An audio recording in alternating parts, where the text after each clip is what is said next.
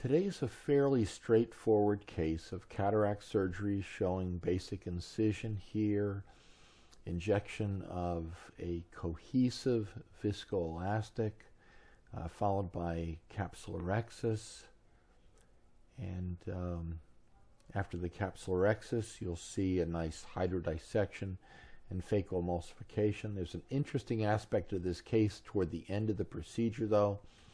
Here you can see a continuous curvilinear capsulorhexis, pretty much following the border of the pupil. This is done under viscoelastic. Next, you'll see a hydrodissection procedure, a nice hydrodissection wave that cleaves the cortex from the posterior capsule. This is a phacoemulsification procedure. Many of my cases are two-handed procedures, chop or crack procedures. This is a fairly straightforward procedure with a small pupil and a shallow chamber, so I'm using a one-handed technique with Ozzel, and works out very well with complete removal of the nucleus, the epinucleus, followed by the cortex. You'll see that coming up here. Just the last bit of the nucleus is being removed here.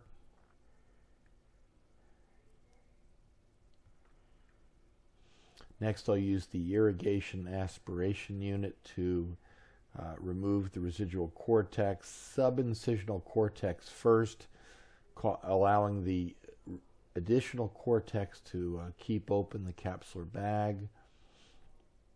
I think it's very important to offer a complete cortex removal and try to reduce your risk of capsular opacification, or at least delay it for these patients. Cortex is coming fairly easily, telling me that my hydrodissection was a peripheral one.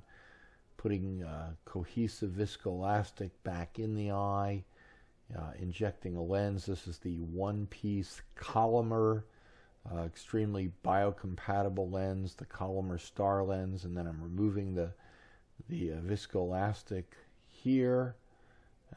You can see I'm doing a fairly aggressive removal, and I want to point that out because of what's about to happen. So you'll see I've got a fairly aggressive removal of the viscoelastic from behind the lens, in front of the lens, onto the side.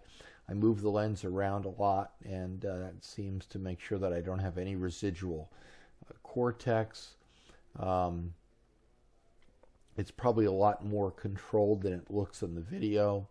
Here I'm hydrating the wound, the main wound, and now watch this. Whoa! Whoa, where did that come from?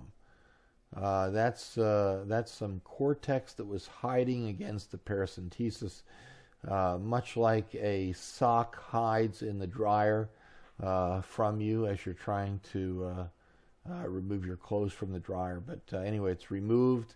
I'm doing a careful analysis to make sure there's no additional lens material, and hydrate the wound for total perfection.